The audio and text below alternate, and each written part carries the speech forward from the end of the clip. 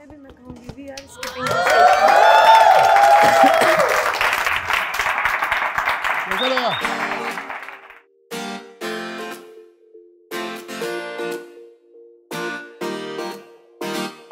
बेहद खुददार, लाखों के मददगार, जोर से करिए हूट, आ गए हैं सोनू सूद। आप अच्छे भी लग रहे हो, बड़े डैशिंग हैंडसम। थैंक यू भाई। From the philosophical side of Sonu Sood, जिंदगी का हासिल क्या है? माँ कहा करती थी कि अपनी जिंदगी कलम में दुआओं की स्याही डाल ले, फिर देख तेरा नाम पन्नों पर नहीं इतिहास में लिखा जाएगा, आसमान पे लिखा जाएगा। तो आप इस ट्रोलिंग को कैसे देखते हैं? जिस रास्ते पर स्पीड ब्रेकर नहीं, वो मंजिल तक रास्ता नहीं जाता। अगर वो स्पीड ब्रेकर्स हैं तो समझो सही रास्ता जा रहा है। आप कैसा सोशल मीडिया कंज्यूम करते हो या करना चाहते हो? हमारी जिंदगी उन लाइक्स के पीछे भाग रही है जिनको हम लोग जानते नहीं हैं। आपके पास तो इस तरीके से रोज लोग आ रहे हैं अपनी उम्मीदों को लेकर के, कई बार ऐसा होता होगा शायद जो आप नहीं करवा पाते होंगे, उससे कैसे डील करते हैं आप? आई थिंक आपको हिट बहुत करता है। कोविड के बाद जब मैं वापस उन्हीं फिल्म सेट्स पे पहुंचा, वही सेट सारे छोटे लगने लगे, वही एक्टर्स, डायरेक्टर्स, वो सब एक दुनिया छोटी लगने लगी। लगा कि यार इतने साल इसी के पीछे भाग रहे थे कि हम लोग। मुझे कई बार राज्यसभा की 2-2 सीट्स भी ऑफर हुई, मुझे चीफ मिनिस्टर के लिए भी बात हुई, डिप्टी चीफ मिनिस्टर के लिए भी बात हुई, समाज सेवा बिना पॉलिटिक्स के भी हो रही है। ठीक है, पॉलिटिक्स में जाएंगे यहाँ तो बड़े स्तर पे होगी या बंद हो जाएगी। मतलब अभी पार्टी लाइन नहीं है, सोनू सूद लाइन है। तो दोस्तों, समय की सीमाएं हैं। सीमा कौन है? पार्टी वार्टी करते हो आप? शराब शुरू पिए कभी कोई पीते हो? मैंने ड्रिंक नहीं कभी की लाइफ में, कभी नहीं की। आपकी प्लेट की शक्ल कैसी होती है? मेरे घर पे कोई आता है ना, कहता है यार तेरे यार तो ऐसे लगता है अस्पताल का खाना खाना पड़ता है। We have a game for you. अरे बाप रे। हमने चिट्स बनाई हैं और बॉडी गार्ड उतरा एकदम ऐसे तो कहता है मैं देख रहा किसको कर रहा है, कोई है तो है नहीं, खाली पड़ा हुआ रोड। अगर आपको आईपीएल की टीम बनानी होगी, उसकी वो टीम कैसी होगी? मुकुल। अपना नाम नहीं डालूंगा जब सुबह 10 बजे आके संडे को पर्ची बनाऊंगा। आप थोड़ी देर कुर्सी पर बैठे और फिर आपने बोला कि मुझे अच्छा नहीं लग रहा, तुम सब लोग खड़े हुए हो। आप पूरे इंटरव्यू में कुर्सी के पीछे खड़े ही हुए हैं, जस्ट बिकॉज हम सब खड़े हुए हैं।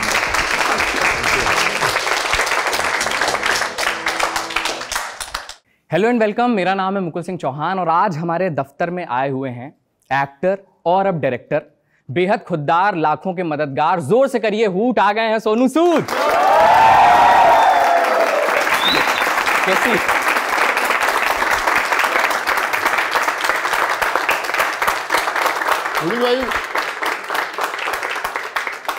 मैं भाई हमारे अच्छी लाइनें लिखते हैं, मैं भी ऐसे राइटर ही हूँ। हाँ, मैं भी खुद ही अपनी फतेह लिखी थी फिल्म तो, बट अच्छा लगता है जब एक राइटर से बात करता है। तो एक राइटर से बात करेगा। फतेह आ रही है 10 जनवरी को जी। बहुत एक्साइटेड है हम सब और काफ़ी कुछ नया होने वाला है जैसा कि अभी तक जो सुनने में मिल रहा है। तो सबसे पहले उस सब पे तो डिटेल से बात करेंगे। हाउस लाइफ, सबसे पहले तो ये बताइए आप। कमाल है, दुआओं के पहिए पे चल पड़ी है जिंदगी, बस मंजिल मिल ही जाएगी कभी ना कभी। लाइन पे लाइन होने वाली है। तो प्रमोशंस के लिए आप अभी बहुत सारी जगहों पर जा रहे हैं। हमने कोलकाता का आपका देखा, अभी पंजाब, दिल्ली। कौन सा शहर आपको इंडिया में सबसे ज़्यादा आनंद देता है कि यार आई लाइक दिस प्लेस? अगर 3 कोई जगह बतानी हो, बेस्ट प्लेसेस इंडिया में, क्या लगता है आपको? देखिए मुझे पंजाब डेफिनेटली, क्योंकि वहाँ पे पले बड़े हुए। दिल्ली इसलिए स्पेशल है क्योंकि ज़िंदगी यहाँ से शुरुआत की थी। जब मुंबई जाना था तो मुंबई में कोई जानता नहीं था, तो पता था कहाँ जाएंगे, तो सोचा कि दिल्ली में थोड़ा सा सीख लेते हैं दुनियादारी। और फिर समझ करें तो साउथ एक्स पार्ट 1 में मैं रहता था ऐसे पीजी, और घूमते रहते थे, इंतज़ार करते थे कि कब कोई मैसेज आएगा आपके पेजर पे और आप जाएंगे ऑडिशन के लिए। सो दिल्ली इसलिए स्पेशल है, और मुंबई इसलिए क्योंकि मुंबई तो अभी कर्म भूमि बन गई है, वहाँ पे जो भी सीख रहे हैं हर रोज़ तो वहीं से शुरुआत होती है। तो आई थिंक ये 3 शहर है। ऑफकोर्स नागपुर भी, जहाँ से मैंने पढ़ाई की थी, I did my engineering in electronics, तो फिर आई थिंक वो भी एक इम्पॉर्टेंट कड़ी है ज़िंदगी की। ये सब हमारे दोस्त हैं, इनके भी बहुत सारे सवाल हैं जी। और ये कन्वर्सेशन हमारी ऐसी रहेगी कि हम भी पूछेंगे, सब पूछेंगे। तो कोई दोस्त हमारा question. Hi, welcome to gist sir. Hi भाई, कैसे हो आप? माइंड ब्लोइंग, ज़बरदस्त। मेरा सवाल ये है कि आपकी लाइफ में जी कोविड के समय जो आपने जो भी काम किया बहुत अच्छा था, बहुत शानदार था, और सोशल मीडिया ने काफ़ी एक सिग्निफिकेंट रोल निभाया। जी। आपकी लाइफ में भी और आपके पर्सोना को लेके, पर्सनालिटी को लेकर के। पर अभी क्या है सर, सोशल मीडिया कंजम्पशन बहुत बदल चुका जी। है। सबके हीरोज अलग अलग हैं, सब अलग अपने हिसाब से कंज्यूम करते हैं। तो आपके हिसाब से आप कैसा सोशल मीडिया कंज्यूम करते हो या करना चाहते हो, या अगर मैं कहूँ अपनी तरफ से लोगों को सजेस्ट करूँ तो सोशल मीडिया का बेस्ट कंजम्पशन क्या है? देखिए, मुझे लगता है सोशल मीडिया एक ऐसा प्लेटफॉर्म है जो कहीं ना कहीं अगर उसका ओवर यूजेज हो जाता है तो खुद से रिश्ता तोड़ना शुरू करता है, खुद से हम और अगर सही तरीके से उसको इस्तेमाल किया जाए तो फिर दुनिया बदल सकते हैं। मैंने कोविड के दौरान जब मैं लोगों से जुड़ा तो मैंने ये रियलाइज़ किया कि किस तरह ज़िंदगियाँ बचाई जा सकती हैं अगर सही तरीके से उसे चैनलाइज किया जाए। बट अनफॉर्चुनेटली ये भी है कि हमारी ज़िंदगी उन लाइक्स के पीछे भाग रही है जिनको हम लोग जानते नहीं हैं। हम उन्हें जानना चाहते हैं जो हमें कभी मिलेंगे नहीं ज़िंदगी में, और जो हमारे पास हैं हम उनका ध्यान नहीं देते। आई थिंक न्यू जनरेशन के लिए एक बहुत चैलेंजिंग रूप है कि जब मैं पढ़ाई करने नागपुर गया तो मेरी मदर मुझे चिट्ठियाँ लिखा करती थी, और वो सारी चिट्ठियाँ मैंने आज भी संभाल कर रखी हैं। मैं जब पैदा हुआ तो मेरी मदर ने एक टेलीग्राम लिखा था मेरे फादर को, कंग्रेचुलेशंस या ब्लेस्ड विद द सन। वो आज भी टेलीग्राम मेरे पास पड़ा हुआ है।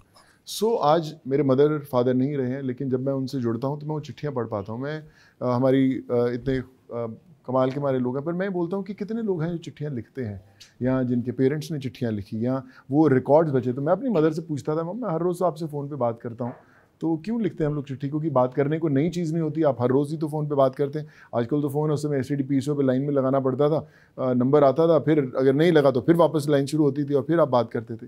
सो मेरी मदर कहा करती थी कि मैं जब नहीं रहूँगी तो ये चिट्ठियाँ तेरे साथ बातें करेंगी। और आज भी जब मैं वो खोलता हूँ तो ऐसी ही बातें होती हैं कि सुनो, I am not there but I can see you succeed in life and whatever you have done in life, you know, I am so proud of you. तो मुझे लगता है कि मेरी माँ मेरे से बातें कर रही हैं।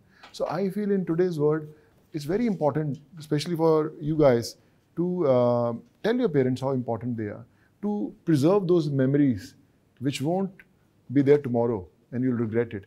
तो वो जाके मेमोरी क्रिएट करिए। और मुझे लगता है कि आज हम जब इस आपके बड़े कमाल के सवाल से इस जर्नी की शुरुआत कर रहे हैं, सो मैं आप सबसे रिक्वेस्ट करना चाहूँगा, एक प्रॉमिस लेना चाहूँगा, जब आप अपने पेरेंट्स के पास जाएँ या बात करें, उनके लिए कुछ लिख के भेजें, कुछ ऐसा रिकॉर्ड उनके साथ ऐसी मेमोरीज बनानी शुरू कीजिए, ताकि यू शुड बी प्राउड कि यार ये माँ बाप जो हैं जो बहुत ही प्रेशियस होते हैं, जो सारी ज़िंदगी हमारे साथ नहीं रहते, बट हम कुछ ऐसा दुनिया ज़रूर बनाएंगे कि वो हमेशा हमारे साथ ऐसे रहें।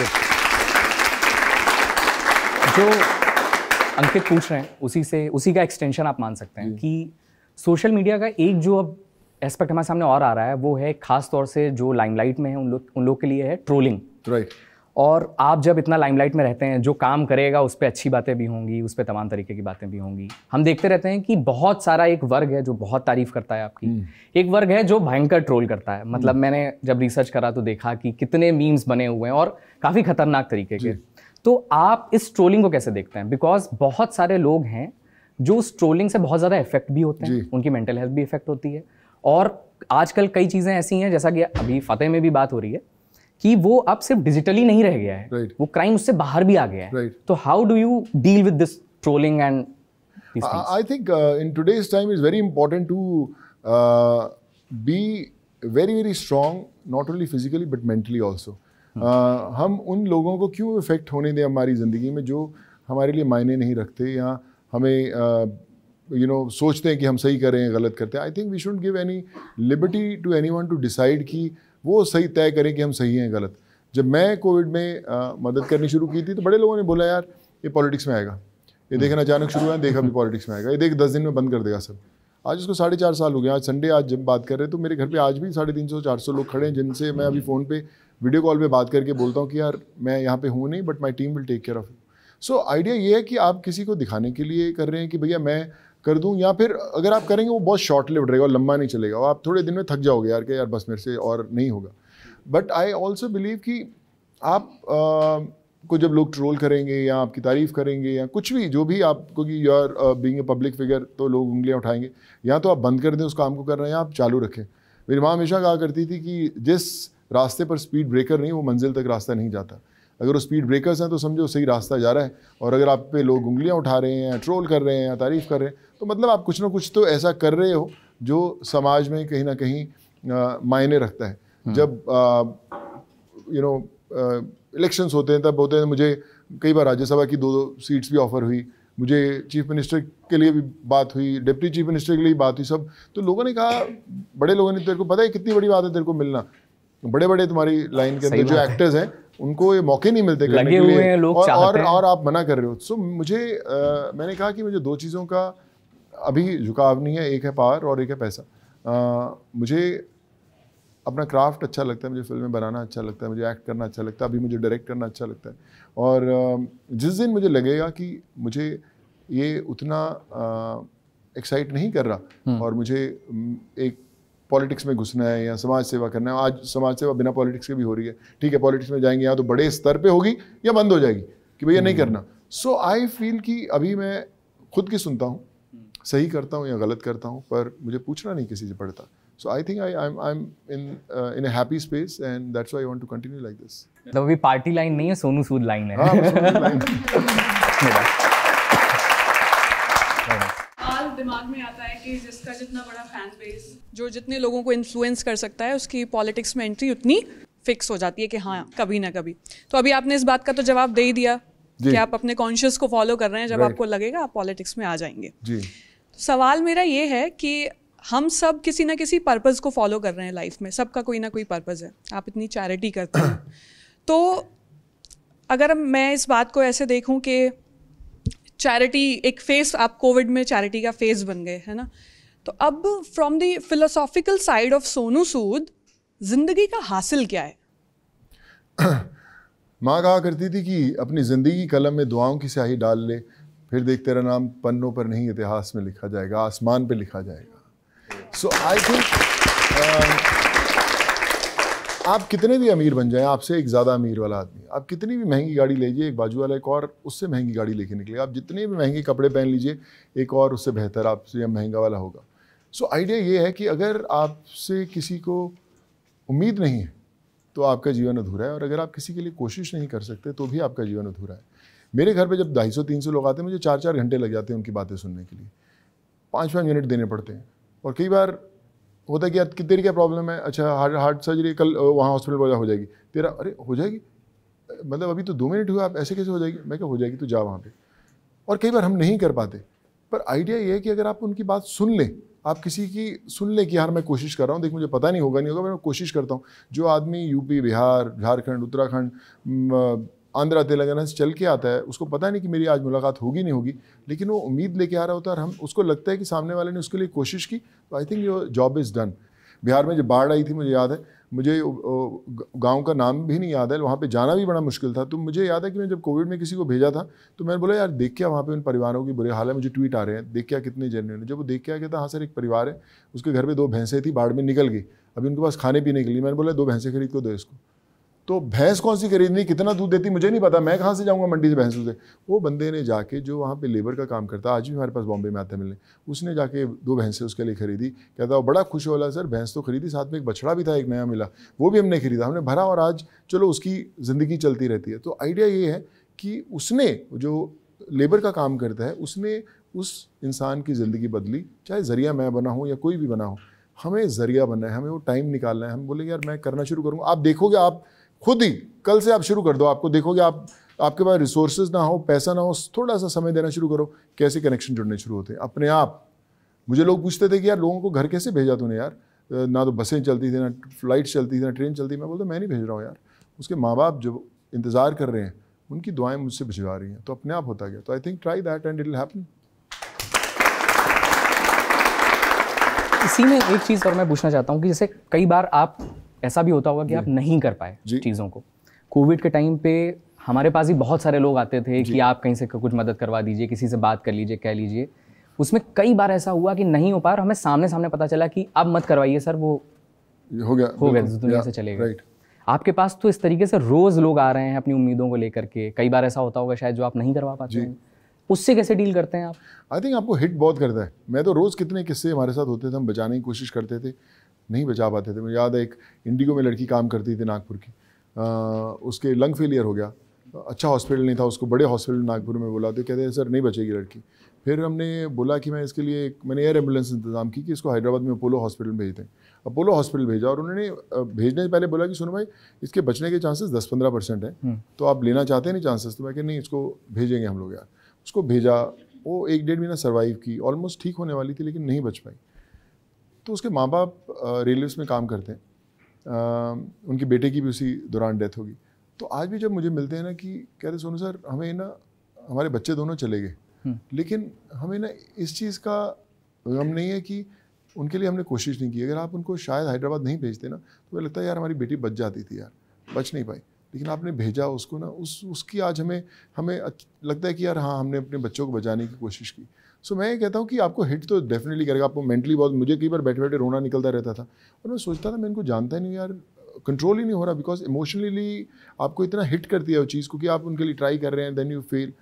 मुझे लगता है कि I think that phase makes you stronger in life. मैं जब दिल्ली से स्ट्रगल करके मुंबई पहुंचा, मुंबई में जाके जब मैंने एक सपनों के साथ जाते हैं यार, बड़े एक्टर्स के साथ काम करना है, बड़े प्रोड्यूसर के साथ, बड़े डायरेक्टर्स के साथ आप भागते रहते हैं इम्प्रेस करने के लिए। कोई आपको कहीं मिल जाएगा तो आप चाहते हैं कि यार आपको कोई नोटिस कर ले, आपको शायद वो आपके मतलब का रोल मिल जाए। बड़ी फिल्में की, 80-90-100 फिल्में की होंगी, 12-13 भाषाओं में की होंगी, बड़े से बड़े बैनर किए। कोविड के बाद जब मैं वापस उन्हीं फिल्म सेट्स पे पहुंचा, वही सेट सारे छोटे लगने लगे, वही एक्टर्स डायरेक्टर्स वो सब, एक दुनिया छोटी लगने लगी। लगा कि यार इतने साल इसी के पीछे भाग रहे थे कि हम लोग, ये तो लाइफ ही नहीं, लाइफ का पर्पस ही कुछ और। लाइफ में जब आप अपने आप से कनेक्ट होते हो और आपको लगता है कि यार ज़िंदगी में मकसद तो और है, फिर काम तो अभी भी मैं एक्टिंग कर रहा हूँ, अभी भी डायरेक्ट कर रहा हूँ, लेकिन when you connect with that inner soul, I think that's magical. वो एक्सपीरियंस एक ऐसा होता है कि वो हर चीज़ से परे है। आई एम ब्लेस्ड कि मुझे ऐसा वो एक्सपीरियंस करने का मौका मिला। मुझे लगता है हर एक इंसान के अंदर एक वो सुपर हीरो सुपर हीरोइन होती है। We just need to identify that कि वो कब निकलेगा बाहर। कई बार वो निकलता है, कई बार हम वैसी ज़िंदगी निकालते हैं, कभी नहीं बाहर आता। But I think we should always try to make that happen, और once it happens then there is no stopping. Great. काफी लाइफ की बात हो गई, बहुत जी हाँ बहुत इमोशनल हो गए हम लोग। अच्छा, मैं ये जानना चाहूंगा, काफी फिल्में की आपने, जिसमें ह्यूमर बहुत था, राइट, और अभी ह्यूमर क्या है, थोड़ा चेंज भी हुआ है इस एरा में। तो ह्यूमर का एक नया फॉर्म आया है, सोशल मीडिया पे ट्रोल होते हैं लोग, लेकिन एक ह्यूमर का फॉर्म है रोस्ट। राइट। तो रोस्ट को लेकर अगर मान लो, अगर आपसे कहा जाए कि आपको रोस्ट करना चाहता है कोई जी, तो आप रोस्ट को लेकर कितना कंफर्टेबल हो? देखिए, मैं ऐसा नहीं कि कई बार बातचीत के अंदर कई बार ऐसा होता है कि लोग रोस्ट करते हैं, तो मुझे लगता है कि क्यों नहीं, अगर आप रोस्ट का जो जवाब है रोस्ट में दे सकते हो तो क्यों नहीं। आई थिंक फिर सामने वाला भी तैयार रहे, हीट का जवाब क्योंकि जो तीर के अंदर, कमान के अंदर मेरे पास ही बहुत सारे तीर रहते हैं चलाने के लिए। अच्छा, ऐसे कुछ रियलिटी शोज हैं, जी मतलब जैसे अभी यूट्यूब पे पॉपुलर है समय का एक शो, समय रैना का जी, तो उसमें गेस्ट बन के जाना चाहोगे आप? India's got talent. मैंने वो देखा नहीं है शो, ठीक है। हाँ। जब मुझे ये हो रहा था तो मुझे बोला किसी ने कि आप जाओगे, तो मैंने कहा मैंने देखा नहीं है, सॉरी अनफॉर्चुनेटली। अच्छा होगा शो और बोले बड़ा पॉपुलर है, वो करते हैं, पर साथ में किसी ने ये भी बोला यार नहीं सर आपके मतलब का नहीं हो, आप जाओगे तो ठीक नहीं लगेगा। मैंने कहा यार पता नहीं क्या होता है वहाँ पे भी, क्या नहीं ठीक होगा। तो मैंने पूरा होमवर्क किया नहीं उस पर भाई। बट मेरे को ये भी इसमें कि रोस्ट पे आपकी कोई बाउंड्रीज होंगी? अभी रोस्ट क्या है ना, सोशल मीडिया यूट्यूब पे आप जाओगे तो डिजिटल प्लेटफॉर्म पे रोस्ट पे लोग बोल देते, बियॉन्ड बाउंड्रीज भी बातें चली जाती हैं, राइट। रोस्ट करने पे लोग कभी कभी आपको मतलब उसमें अब्यूसिव हो सकते हैं, सेक्सुअल कमेंट्स आ सकते हैं, तो आपकी कोई बाउंड्री है? यार पता नहीं, अभी अब आप बॉल कितनी तेजी से फेंकोगे फिर पता चलेगा बाउंड्री से बाहर जाती है नहीं जाती है। मतलब लाइक आई सेड, डक करोगे या थर्ड मैन पे निकाल दोगे छक्का? ये दोनों हो सकते हैं जहाँ से। रोस्ट पे बैटिंग मुझे अच्छी आती है। Hello Sony sir. Hi, how are you doing? My name is Khushi Awasthi. Hi, and Khushi. I have been your fan for so long, like 25 years of yours in this industry. But aapka the most iconic character I would say for me, it was in Arundhati when you played Pashupati. And so whether it's Tollywood, whether it's Bollywood, you are always up to the mark. But beyond the screen, who do you trust the most in the industry? Like aapka closest friend kaun hai industry mein? नहीं देखो, मैं आपको ना मैं ये बताना चाहता हूँ, आपका जो सवाल है,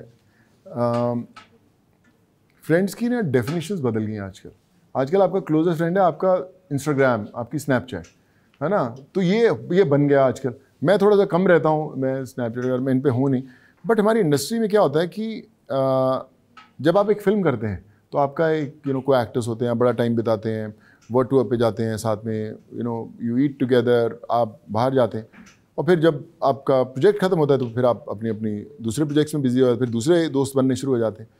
सो अगर आप बोलें दोस्त की डेफिनेशन, सही जो दोस्ती की डेफिनेशन होती है वो होती है जो आपके साथ ये लोग खड़े हों, ये जब आप बहुत बड़े बन जाओगे ना, ये जब मिलेंगे ना, ये दोस्ती है। जो बाद में होगा फिर वो एक्वेंटेंसेस बन जाती हैं, फिर वो आपके औहदे के मुताबिक दोस्त करने लग जाते हैं कि भैया मैं आज एक्टर बना तो मेरे साथ एक डायरेक्टर ने दोस्ती कर ली, एक एक्टर ने दोस्ती कर ली, और फिर आपकी दोस्ती चलती रही। पर जो मेरा कॉलेज में दोस्त था या जो मेरा स्कूल में दोस्त था, जब आज भी मेरे से मिलता है, मुझे उससे ज़्यादा दोस्ती लगती। तो अगर आप मेरे से बात करें, I am close to everyone, मैंने सबके साथ काम किया है, मिलते हैं, बहुत प्यार मिलता है। तो अगर आप मेरे बोलो दोस्त जैसे बहुत, मुझे लगता है कि दोस्त नहीं होते, they are they are nice co-actors whom you enjoyed working with, but yeah, dosti nahi hai. So in a recent interview, or maybe in an interview, you said that you consider Shah Rukh Khan sir as your friend, the dearest friend. Right. So how did this friendship start? Like from Happy New Year or what? The whole working experience in Happy New Year was very special, and Shah Rukh is a very humble soul, बड़े gentleman हैं, बड़े ध्यान रखते हैं जब आप आते हैं ना, he makes you feel special. तो हमने हैप्पी न्यू ईयर में एक 1.25 साल शूटिंग किया, फिर वर्ल्ड टूर साथ में हम थे सब, मैं, दीपिका, शाहरुख, अभिषेक, सफारा, सो अमेरिका, कनाडा, लंदन हमेशा घूमते रहे, बहुत समय बिताया।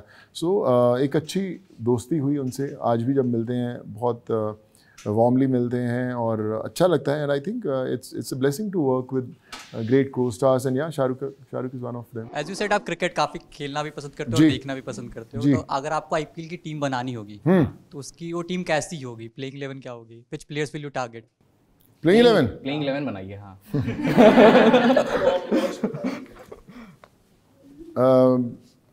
आई थिंक मुंबई इंडियंस के 4-5 प्लेयर्स ले लेने चाहिए, है ना?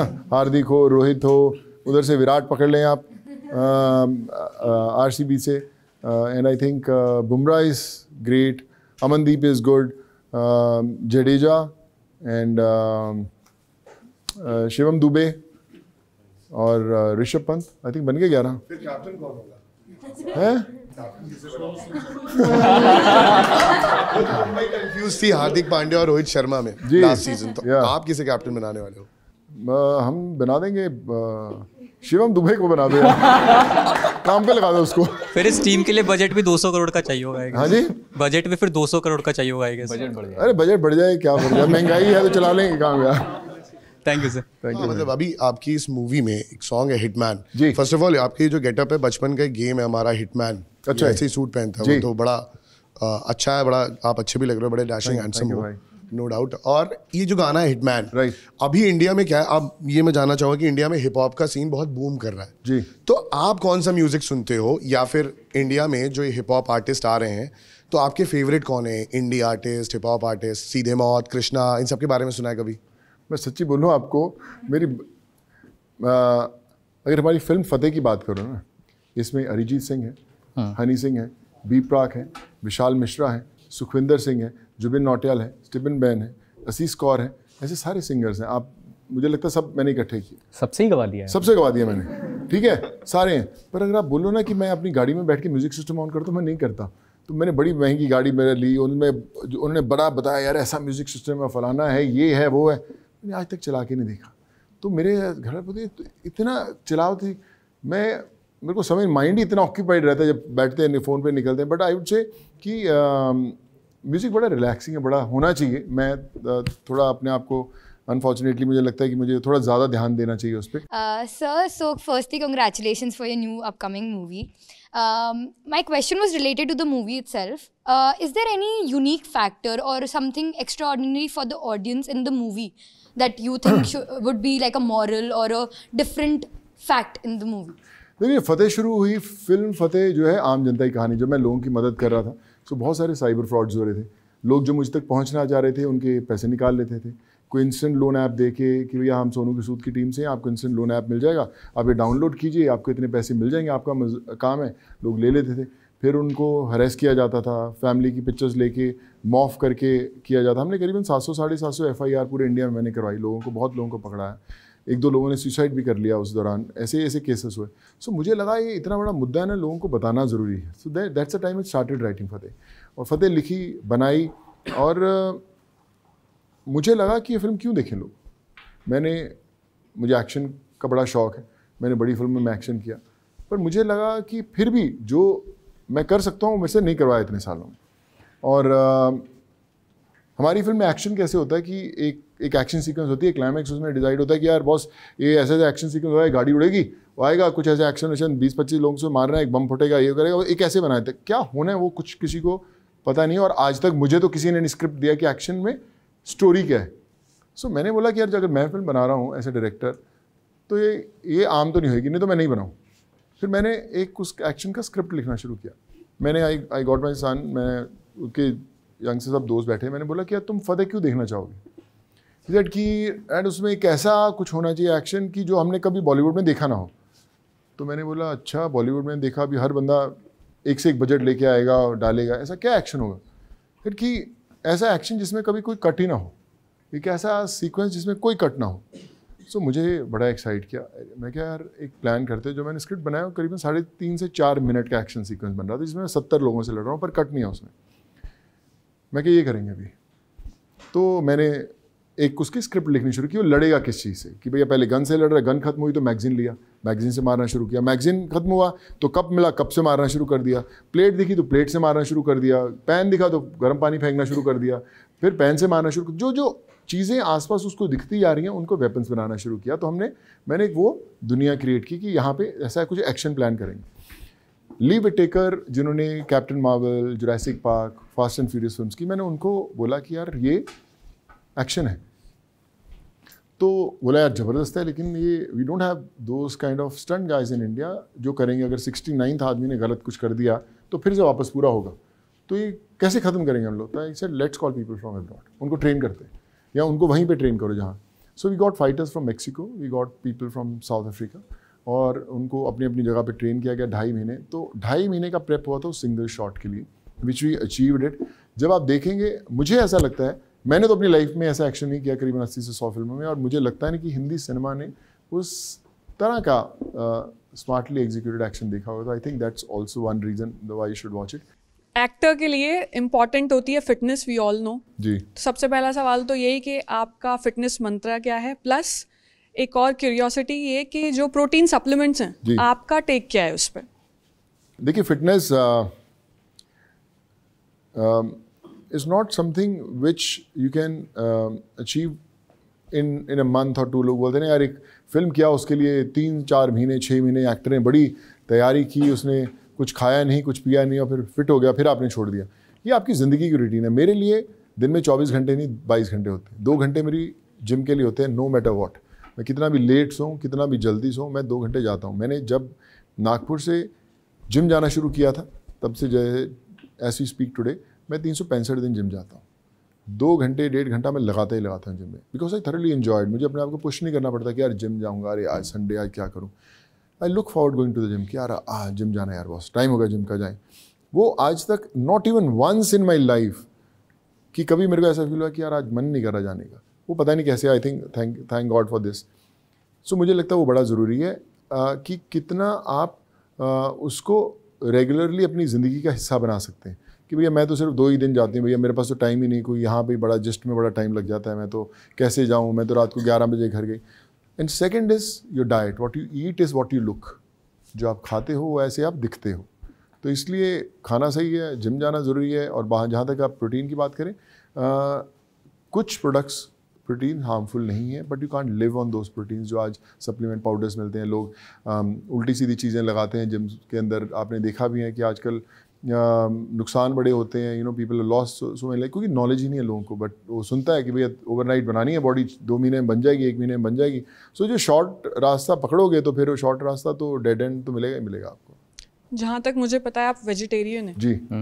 तो आपकी प्लेट की शक्ल कैसी होती है, बड़ी आपकी बोरिंग होती डाइट है क्या यार। होती है, और क्या मेरे घर पे मतलब कोई आता है ना, कहता है यार तेरे यार तो ऐसे लगता है अस्पताल का खाना खाना पड़ता है। तो ये ऐसे वो मेरी प्लेट है, तू रहने दे, तू खा जो तेरे को खाना है। सो मेरे को छोड़ के सब नॉनवेज खाते हैं, सबके लिए अच्छा खाना बनता है, we got best of cooks. पर मेरी मैंने अपनी लाइफ में आज तक कभी किसी को बोला नहीं, ना घर पे जब कॉलेज में था या स्कूल में था या बड़ा होके, कि आज ये बनाओ यार। तो मुझे जो दे रख दिया ठीक है, जब मुझे पूछे क्या बनाया है, मैं क्या बनाया, ये दाल ठीक है दे दे। तो ऐसा मेरा थोड़ा सा एक है। तो मैं अगर आज कल बात करें लेटली, मैंने रोटी खानी छोड़ दी है काफ़ी टाइम से। आई थिंक मैं 3-4 साल से नहीं खा रहा हूँ रोटी तो खाते ही नहीं है? खाता नहीं हूँ मैं। तो दोपहर को एक छोटी सी कटोरी दाल और एक छोटी सी कटोरी राइस, इतना ही मैं लंच खाता हूँ। सुबह मैं एग खा लेता हूँ, तो मैं एग वाइट का ऑमलेट खा लेता हूँ या पपाया वगैरह कुछ खा लेता हूँ, सैलेड खा लेता हूँ, एवोकाडोज या जो भी आजकल नई नई चीज़ें आ चुकी हैं वो सब मिल जाती हैं, सौते वेजीज सैलेड्स वैलेड। तो but yeah I eat healthy, I don't cheat on my diet. कभी कभी खा लेता हूँ ऐसे साग मक्की की रोटी। अब दिल्ली आया तो पता नहीं शायद कुछ खाने को मिल जाए यहाँ पे। So once in while I do it, but yes it's something जो आपको कंसिस्टेंट होना बहुत इंपॉर्टेंट है इसके लिए। इट्स नॉट समथिंग कि आप छोड़ दो भैया आज ढील नहीं, पतंग को ढील दी तो कट गई। तो ये कंसिस्टेंसी सेट्स पे भी होती है हमेशा। वेजिटेरियंस के लिए कोई सुपर फूड यार, मैं तो बोरिंग आदमी हूँ इस काम में यार। तू खाना मेरे से पूछेगी तो कहेगी हे भगवान। सो आई थिंक दाल चावल टाइप ठीक है यार। मूंग की कोई भी दाल दे दो यार, चल जाएगा काम। दूध दही सब सही। आप में से वेजिटेरियन कौन कौन है? काफी वेजिटेरियन भी नहीं है, वेजिटेरियन है। बहुत अच्छा है यार, अच्छा है। मतलब आई मीन नॉनवेज वाले भी अच्छे हैं, ऐसे नहीं तो नॉनवेज वालों ने एकदम लुक दिया है। मैं अच्छे हो भी, पर अच्छा है। सर जिम जाते हैं, वर्कआउट के लिए वो रहते हैं, और सोशल सर्विस, एक्टिंग, इतना सारा कुछ है। पार्टी वार्टी करते हो आप? शराब पिए कभी पीते हो? नहीं, मैंने ड्रिंक नहीं कभी की लाइफ में। कभी नहीं की। सो क्या बात। कभी ऐसा हुआ हो कि वाइन हेल्दी होती है, वाइन ट्राई कर लो, जैसे वो मिर्जापुर में बोलता है कि डैडी वाइन ट्राई किए हैं आप? तो देखो मुझे ना, मुझे बड़े कई बार कोस्टार्स ने धक्का लगाने की कोशिश किया कि इसको आज पिला के छोड़ेंगे करेंगे, तो मैं पीता नहीं यार। मेरे को नहीं पिया तो कभी नहीं पिया। कभी फैंटा मिला के भी नहीं दिया, जूस है पी ले? नहीं, ऐसे दिया। मुझे याद है सलमान भाई को बड़ा शौक आता था कि इसको पिला, एक काम कर यार रेड बुल के अंदर थोड़ा डाल के लेकर तो धीरे से एक गिलास पकड़े पड़े। मैं हाँ ठीक है, मैं ऐसे पकड़ा के पीछे ऐसे पकड़ा देता था, तो फिर उसका नजर रहती है कि इसने पकड़ा तो नहीं दिया गिलास को, जो देखता रहता। तो आई थिंक जो जिन्हें थोड़ा बहुत शौक होता है तो वो चाहते हैं कि सामने वाला भी ले, विच इज़ फाइन, बट नहीं कभी भी नहीं। अच्छा, मैं ये पर्सनली जानना चाहूँगा कि फिटनेस के दौरान जी कोई अगर जाता है इस रिजीम में रहना चाहता है, वेट लॉस एंड और हेल्दी लाइफस्टाइल, तो उसे शराब पूरा कट ऑफ करना चाहिए, शराब रहना चाहिए? आप शराब पीने वालों को जज करते हो, या फिर मतलब आपके लिए शराब पीने वाले ऐसा है कि मतलब मैं नहीं पीता हूँ तो बाकियों को भी नहीं पीना चाहिए, ऐसा है कुछ? ये पर्सनल सवाल तुम अपने लिए पूछ रहे हो? वो अपने लिए था, मैं आ रहा हूँ। नहीं यार, देखो यार ये क्या चीज़ है ना, ये कई लोग पी के एंजॉय करते हैं, ठीक है। कई लोग बोलते हैं यार बॉस अभी मैं बहुत काम किया, अभी मैं थोड़ा पीऊँगा तो आज थोड़ा मिल जाना चाहिए तो बढ़िया है। आज सोनू के साथ, सोनू ने बड़ा बोर किया, आज थोड़ा सा लूँगा ही लूँगा शाम को। तो ये आपकी ज़िंदगी है, पर मुझे लगता है कि अगर आप ये थोड़ी चीज़ें छोड़ दें, आप कभी कभी वंस इन अ वाइल, जैसे बोला कि वाइन कभी कभी ले लें, ऐसा कुछ कर लें, तो मुझे लगता है बेहतर है आज के समय में। बट जो एंजॉय करते हैं वो एंजॉय करते हैं यार, उनको कोई रोक पाया है? बहते पानी को रोक पाया है कोई? या पानी बहता बहता ग्लास में पहुंचता है, उसको कौन रोक पाया आज तक? आग से छलका आंसू जा टपका। आपके ऊपर आईटी की रेड भी हुई, और उस वक्त हम लोग को सबको लगा कि यार ये कैसे, मतलब ये क्यों हो रहा है? सब बहुत अच्छा चल रहा था, सारे लोग सिर्फ तारीफ कर रहे थे, तमाम सारी बातें उसके बाद उठी। आपको पता है मेरे घर में जितनी अलमारी उसमें ताले नहीं है, मेरे लॉक नहीं है घर पे। मेरे घर में जब सुबह उठती है ना तो हम लोग कुंडा खोल के उसमें वो चिटकिन लगाते हैं कि भैया जो भी आएगा अंदर आ जाएगा, चले जाएगा। अभी भी बहुत सालों से। तो आप ऑन कैमरा बताने में कंफर्टेबल हो? ऑन कैमरा बताता हूँ, कोई फर्क नहीं पड़ता। मैं बताता हूँ क्या फ़र्क पड़ता है। ठीक है। तो जब कोई आए तो उन्होंने देखा कि यार ये तो सब मतलब है आराम से, और जो भी आई मीन वो अपना फ़र्ज़ निभा रहे थे, मैं अपना फ़र्ज़ निभा रहा था। उस समय भी लोग नीचे खड़े थे, हज़ारों की गिनती में लोग खड़े थे, कुछ थे। But I feel it's all an experience. आपकी ज़िंदगी के अंदर जब आप, मैं जो आपको पहले भी बोला कि अगर आप किसी रास्ते पे चल रहे हो तो उसमें प्रॉब्लम्स आएंगी, आपको तय है। या तो आप मत बैठो कि यार मैं तो ये नहीं करूँगा और मुझे पता आएंगी, पर अगर आप सोचोगे कि आप स्मूथली चलते रहोगे और ऐसा कुछ नहीं होगा तो ऐसा हो ही नहीं सकता. So I think you should be prepared for that and I was prepared for that. कि मुझे नहीं था कि मुझे कोई कल कोई बोलेंगे, लोग उंगली भी उठाएंगे, बोलेंगे भी, ट्रोल भी करेंगे, सब कुछ करेंगे, तो आप बंद कर दें. आप अपना काम करना तो क्यों बंद करेंगे आप करना. काम आज भी चालू है, फिर अपने आप धीरे धीरे सब हट गया और आज 4-4.5 साल हो गए. आज भी लोग नीचे उतने ही खड़े होते हैं जितने उस दिन खड़े होते थे. So I think the biggest example is, मैं वो बोलते हैं ना कि वो पाप के 4 रूप होते हैं. कोई बोलता है कि यार पहला जब आप काम करने लगते हैं तो पहला हथियार फेंकता है. पाप के 4 हथियार होते हैं कि भैया इसकी अपेक्षा क्या है, क्यों काम कर रहा है, इसको पॉलिटिक्स में आना है कि इसको लाइमलाइट चाहिए, कि क्यों कर रहा है. फिर आप बंद कर देते कि यार मैं तो अच्छे काम करने निकला था, ये मेरे को लोग बोल रहे हैं कि भैया इसका इंटेंशन है, तो आपका काम बंद हो गया. तो पाप का हथियार जो होता है जीत जाता है. तो ऐसे अलग अलग चलते हैं. एक जैसे ईसा मसीह को गोली मिली, या महात्मा गांधी उनको सूली मिली, इनको गोली मिली थी.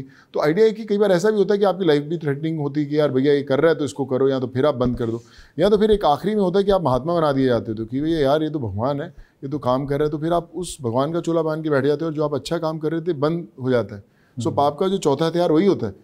आप बंद कब करोगे, इंतज़ार करती दुनिया की, बंद कब करोगे यार. जब आप, मैं अभी कर रहा हूँ, 4 साल बाद देखा, बोला था ना एक दिन बंद हो जाएगा, बंद हो गया. तो वो कभी नहीं देखेंगे कि आपने 4 साल 8 साल क्या कहते. वो कहते कि अगर आपने 1000 लोगों की मदद की वो लोग याद नहीं रखेंगे, अगर आपने एक की मदद नहीं की वो लोग हमेशा याद रखेंगे. We have a game for you. अरे बाप रे, हमने चिट्स बनाई हैं. क्या बात है. सुबह सुबह संडे को आकर. डिफिकल्ट है. अरे बाप रे, सुबह सुबह संडे को आकर चिट्स बनाई हैं. क्या बात है यार. चिट उठा के क्या होगा. तो आप चिट उठाएंगे जी. उसके बाद एक वर्ड निकलेगा.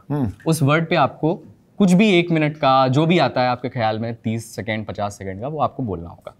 ओके. हाँ. सलमान खान. सल्लू भाई.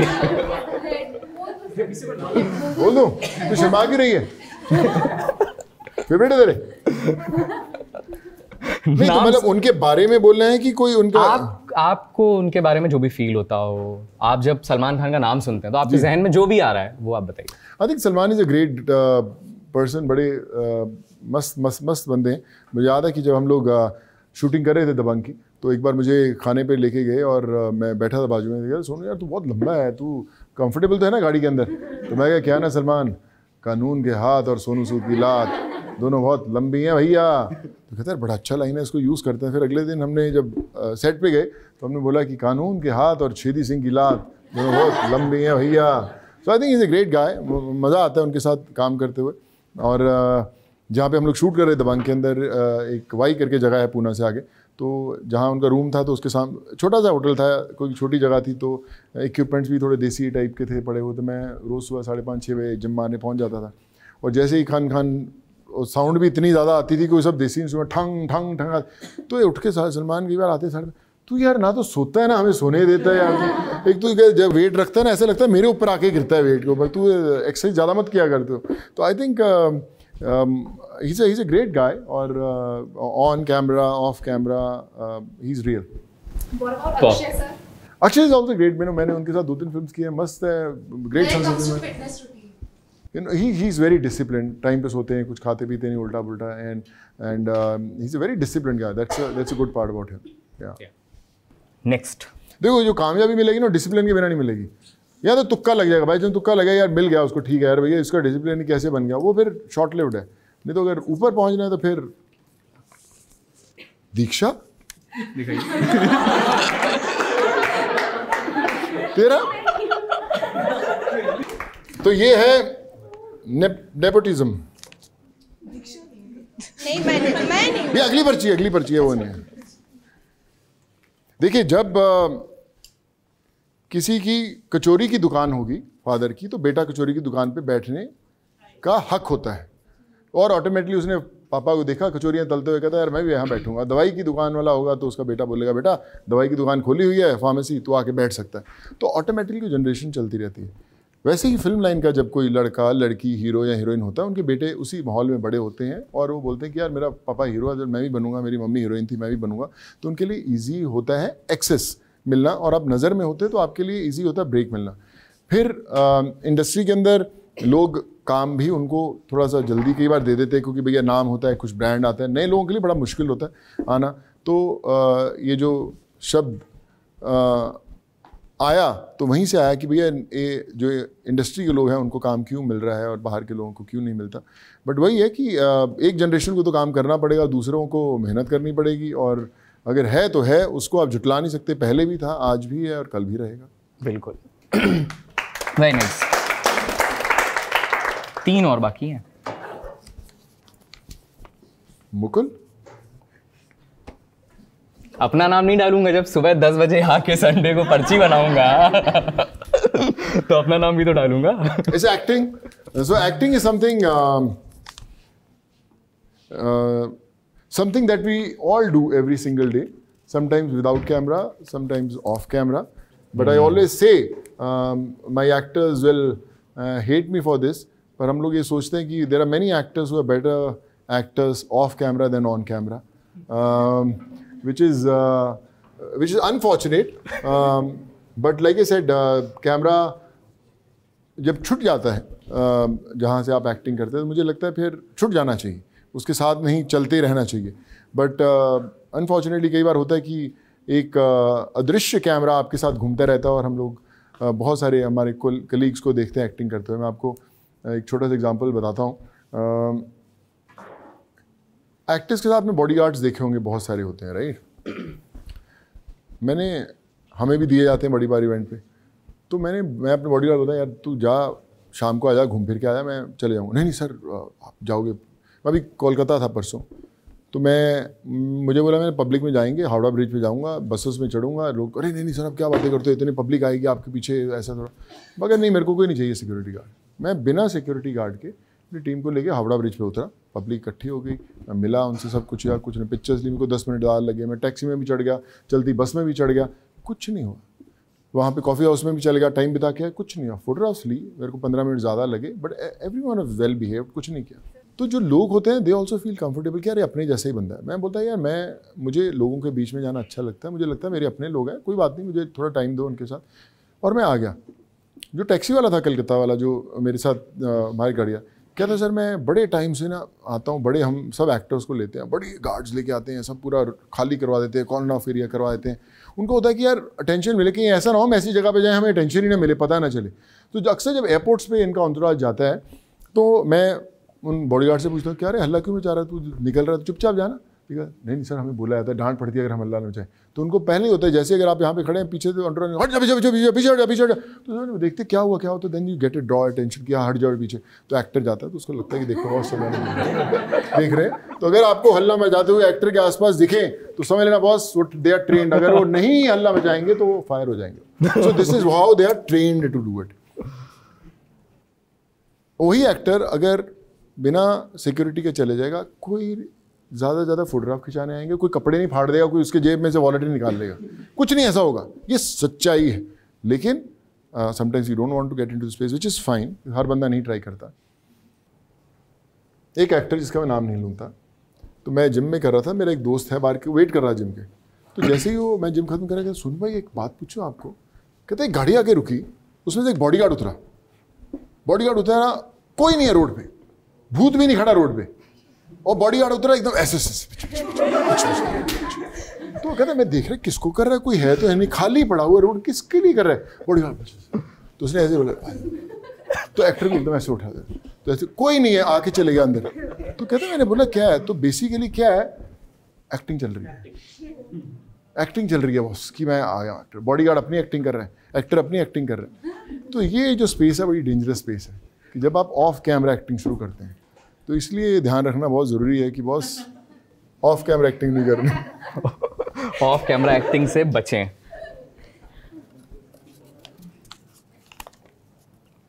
दबंग एंड छेदी सिंह, वो तो मैंने बोल दिया ना, कानून के हाथ और छेदी सिंह की लात। हाँ। अच्छा, दबंग का छोटा बताता हूँ। बिहारियों से मेरा एक बड़ा पुराना रिश्ता जुड़ा हुआ है खास।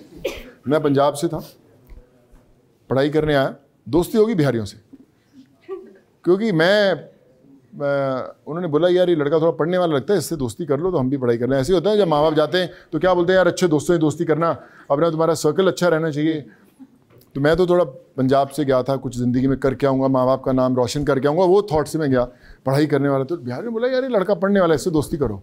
तो मेरे साथ 2 पंजाब के लड़के थे, उन्होंने पीट पाट के उसको भगा दिया, वो रूम छोड़ दिया, गया इसके रूम पार्टनर बनेंगे, तो मेरे रूम पार्टनर बन गए दोनों बिहार। तो जो हमारा 7 लोगों का ग्रुप था, जिसमें से 6 बिहार वाले, 1-2 यूपी वाले थे, 5-6, पर उनको हमें बिहारियों का ग्रुप कहा जाता है। और वो थोड़े से पंगे वाले, आपको पता बिहारी तो सीधे रहते हैं, कोई चिमटी आते हुए तो काट रहे हैं, कुछ ना कुछ कोई कट्टे वट्टे लेके आए हुए हैं, पूरा सुनो देखेंगे साला कौन आता है भैया, लड़की से बात नहीं करेगा कोई साला, या कॉलेज ऐसा उनका चलता है। तेरे को क्या प्रॉब्लम है लड़की बात करे? नहीं पढ़ाई कर रहे हैं, पढ़ाई कर रहे हैं, तू अपनी पढ़ाई करना, तो क्या नहीं। तो उनका क्या काम कहता था, अगर किसी बंदे ने जाके किसी लड़की ने किताब भी मांग ली ना कि आपके पास किताब है, और उन्होंने देख लिया है दोनों कुछ बात करें, किताब मांगे, एक काम करे 10 नंबर कमरे में आते, सर मैंने किताब मांग रहा, तू इधर आ सुन। तो उन इतने शैतान थे वो, उन्होंने बोला एक काम करना, जैसे मुकुल ने किताब मांगी किसी लड़की से, मुकुल बेटा 10 नंबर कमरे में आ जाए, तो मुकुल को पता है कि यह पिटाई होएगी शायद, तो उनको पहले सिखाया जाता था कि बात सुन, एक काम कर, अगर हम पूछेंगे तो लड़की से बात की तो बोलेगा हाँ कि थप्पड़ मार देना, दूसरी तू आके मार देना, बाजू वाले को बोले सिखाया, और अगर तूने नहीं बात की तो भी थप्पड़ मार देना, झूठ बोल रहा है, और फिर हम तेरे को मारेंगे, तो बोले हम बात कर रहे हैं, तुम बीच में काहे को आते हो, ये बात है। तो ये उनका प्लानिंग रहता था। तो एक माहौल बना के रखना कि भैया हम आ चुके हैं, कुछ नहीं। तो मेरी उनसे दोस्ती हुई बिहार वालों से, और जब उनके साथ इतना समय बिताया मैंने, उनको मैं ही पीटता था और कोई नहीं पीटता था। तो मैं कहा यार तुम पढ़ाई करने आए, नहीं सुनो तुम जानते नहीं है काहे ये सब। 4 साल उनके बाद रहने के बाद काफ़ी कुछ बिहार का मैं बन गया खुद अंदर। तो जब छेदी सिंह का रोल आया मेरे पास, पहले मुझे चुलबुल पांडे के रोल की बातचीत थी, फिर मैंने जब उन्होंने छेदी सिंह बोला मैं नहीं करूँगा ये रोल, फिर मैंने बोला कि चलो इसको लिखते हैं। जब उन्होंने इंसिस्ट किया तो मैंने जो कुछ बिहार वालों के साथ रह के सीखा, उनकी बॉडी लैंग्वेज मैंने वो खुद डाली। जो छेदी सिंह था उन्हीं का किरदार निभा रहा था, और उनको ना फ़ोटो खींचने का बड़ा शौक था। अरे सुना है नया फुल पैंट फुल शर्ट सिलाए हम, चलो फ़ोटो खींचेंगे हम लोग। तेरी फ़ोटो क्या खींचेगा तू? तो उन्होंने फ़ोटो खींची, तो हमने एक बंदा रखा जो साथ में भैया जी स्माइल वाला किरदार था, वहीं से आया था। सो जो भी प्ले कर पाए इसलिए कर पाए छेदी सिंह जैसे थे, क्योंकि बिहार वालों के साथ रहे और फिर वो किरदार निभा पाए। सिनेमा पे वापस आते हैं थोड़ी सी देर के लिए। जी, आपने कहा कि मैं अपनी स्क्रिप्ट्स के लिए बहुत सेलेक्टिव हूँ, बहुत सेलेक्टिवली चूज़ करता हूँ, सेलेक्टिव हूँ। तो और साउथ की जो फिल्म्स हैं, मतलब ये स्क्रिप्ट चाहे तेलुगु हो, हिंदी हो या तमिल हो, तो साउथ की फिल्म्स मुझे ख़राब हिंदी फिल्म्स करने से बचाती हैं। जी, आपने ऐसा कहा, तो आपका ख़राब हिंदी फिल्म से क्या मतलब है? प्लस हिंदी फिल्म इंडस्ट्री और साउथ या टॉलीवुड फिल्म इंडस्ट्री जो है, दोनों में आपको क्या फ़र्क महसूस होता है? देखिए मैंने दोनों भाषाओं में फिल्म्स की। जब मैं टॉलीवुड में फिल्म करता मैंने बहुत सारी हिंदी फिल्म छोड़ी भी, वो इसलिए क्योंकि मुझे स्क्रिप्ट समझ नहीं आया, या मुझे लगा कि सामने वाला उतना प्लान्ड नहीं है, जस्ट कई बार प्रोजेक्ट बनाने के लिए करता हूँ। तो मैंने कहा कि मैं वो उस फिल्म में भाषा कोई भी हो करना पसंद करूँगा जहाँ पे जब मैं सुबह सेट पे जाता हूँ मैं एक्साइट होता हूँ रोल प्ले करने के लिए, रेदर देन कि भैया एक फिल्म है यार, लंदन में शूट हो रही है, फलानी जगह शूट हो रही है, कमाल के आप कपड़े पहन रहे हो, गाना गा रहे हो, and you are a part of it but you are not happy, आपको सेटिस्फैक्शन नहीं मिलती। आई थिंक वो क्रिएटिव एक कॉल होता है कि आप खुश किस सेट पे रहते हो। सो मुझे उस दौर में साउथ में बहुत मज़ा आता था, और मैं हिंदी फिल्म में भी कर रहा था, बट मैं चूज़ी था क्योंकि जब तक मुझे वो कड़क वाली फिल्म नहीं मिलती थी मैं नहीं करता था, या कड़क वाला रोल नहीं मिलता था मैं नहीं करता। So I think is very important creatively to be happy. अगर आप अंदर से खुश नहीं हैं तो कैमरा आपको पकड़ लेगा, वो समझ जाएगा कि यार ये अंदर से 100% इसका नहीं आ रहा, और आपको लगेगा अरे यार अच्छी एक्टिंग नहीं की। वो अच्छी एक्टिंग नहीं की होती एक्चुअली, वो या तो खुश नहीं है या वो कन्विंस नहीं है उस रोल से, बट वो या तो पैसे के चक्कर में वो कैमरे में काम कर रहा है, कर रही है, या किसी रिलेशन के चक्कर में काम कर रहे हैं, कर रही है, या मतलब वो है बस वहाँ पे है। बड़ी बार मैं अभी हमारे किसी दोस्त की फिल्म शूट हो रही थी, तो उन्होंने अब्रॉड जा रहे थे बड़े लोगों को लेके, तो उन्होंने बोला यार मेरा कितना काम है, किसी ने, मतलब मैं नहीं था, वो बता रहे थे मुझे किस्सा। कहते यार देखेंगे सब, चलो यार 1 महीना छुट्टी बना के आते हैं, 1 महीना रहो, आएंगे बीच में बनाएंगे। उनका किसी का 1 दिन शूट हुआ, किसी का 2 दिन शूट हुआ। सो या तो आप उस स्पेस में कि भैया छुट्टी बना के आऊँगा, हुआ काम तो ठीक है, या तो फिर आप काम करने जा रहे हो, बॉस मेरा अगर आज काम शूटिंग नहीं हुआ तो मुझे दुख होगा यार मेरा शूटिंग नहीं हो रहा। So I think creatively that call is very important to take, कि आप जो भी प्रोफेशन गुजरें, कल आप मास कॉम में गुजरें, हो सकता है कल आप एक्टर बन जाए, क्या पता चलता है, कल आप पटरी बदल दें। सो किस काम में आपको खुशी मिलती है, जब आप उस लाइन में घुसोगे then only you will excel. Otherwise अगर मम्मी ने बोला कि भैया मास कॉम कर लो तो हमने कर लिया, मेरे पेरेंट्स ने बोला मुझे इंजीनियरिंग कर लो, मैंने इंजीनियरिंग कर ली, but I think destiny will bring you to the place that you belong if you believe in yourself. या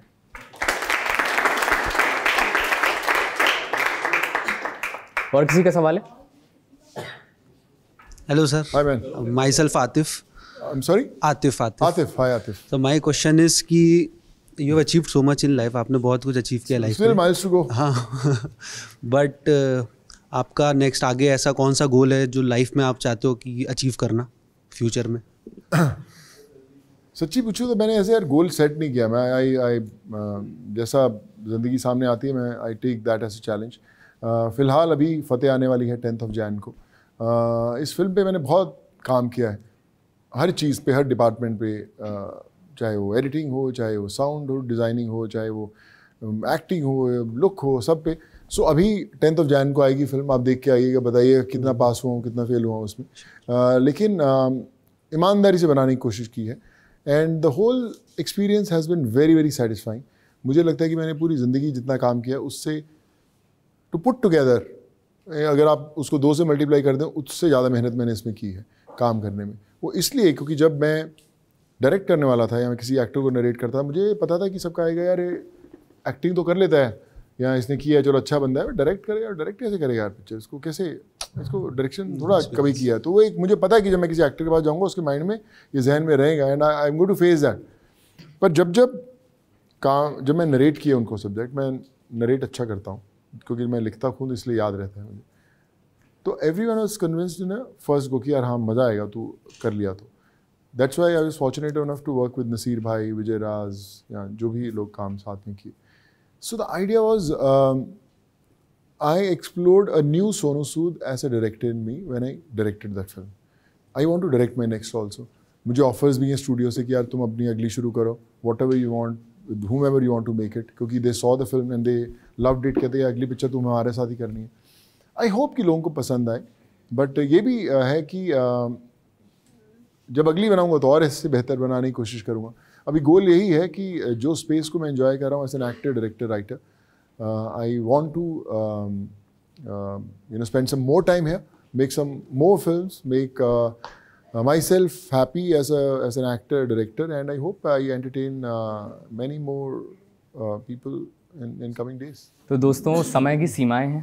और सीमा कौन है? समय की. समय की सीमा है. समय की अच्छा सीमा अच्छा. है. और उम्मीद है कि वो थोड़ी कम हो गई दरअसल. तो 10 जनवरी को फतेह आपके नज़दीकी सिनेमा घरों में लगेगी. और दूर वाले में भी चले जाना, दूर लगी जो तो दूर ये बोलेगा नहीं मुझे होता नजदीक की सिनेमा घर में तो है, दूर वाले में कैसे जाएंगे. पक्का लग रही होगी, वो सभी जगह आएगी ना. Of course. और उम्मीद करते हैं कि आप वो देखेंगे और बहुत सारा कुछ नया देखने को मिल रहा है. आपने डायरेक्ट किया है उसको, एक्ट उसके अंदर किया है. डायलॉग्स, अगर डायलॉग्स के आप शौकीन हैं, मैं डायलॉग्स बड़े अच्छे लिखता हूँ वैसे. तो उसके अंदर मैंने बड़ी फिल्मों के डायलॉग्स लिखे हैं, बड़ी फिल्मों को अवार्ड्स मिला है, बड़े राइटर्स को अवार्ड्स मिला है. डायलॉग्स मेरे लिखे होते थे, मैंने क्रेडिट कभी नहीं लिया उसका.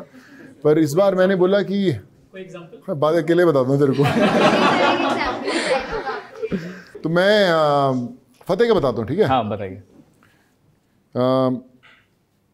एक बड़ा वायरल हुआ था पीछे, मेरी लाइन थी वो फतेह के अंदर, मैं जो रिपीट करता हूँ फिर आपको एक नया वाला ही बताता हूँ कि जो आप पर सब भी देखिए. मेरे लिए डायलॉग्स क्या है, मैं डायलॉग्स की डेफिनेशन क्या देता हूँ कि वो डायलॉग जो हर किसी पे लग जाए, कि आप भी बोल सकें और ये भी बोल सकें, अरे यार ये मेरा डायलॉग है, मैं कहीं ना कहीं मार दूंगा इसको, वो है dialogue.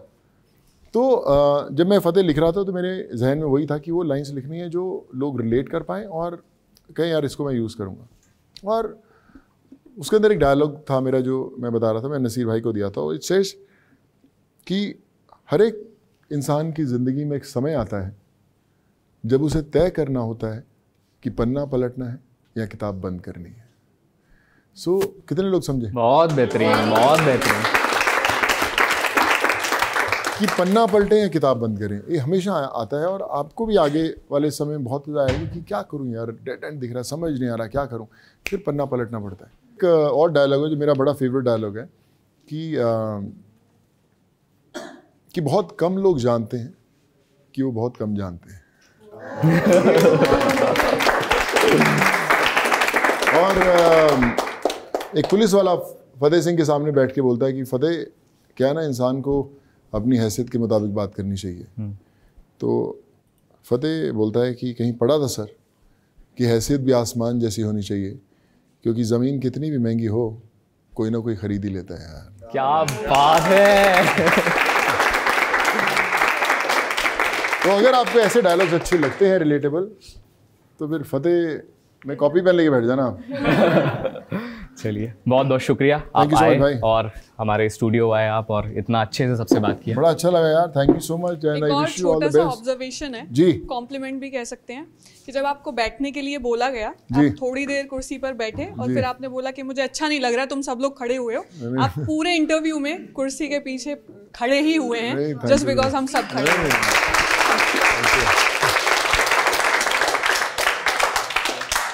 Thank you. Thank you so much. Thank you so much, sir. Thank you for coming. God bless and may you achieve everything you ever dreamt. Maybe आपके खुद के चैनल्स हों, खुद बड़े देश का नाम कमाएं और make your family proud and may you achieve everything you ever dreamt. आप खुश हो जाओ यार। Thank you so much.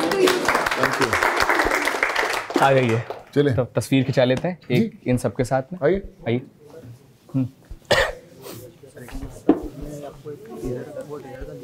Okay, मैं देख लेता हूँ। तो एक काम करते हैं, एक सेकंड, एक काम करते हैं, मैं सबके साथ अकेले में भी खिंचा लूंगा पिक्चर।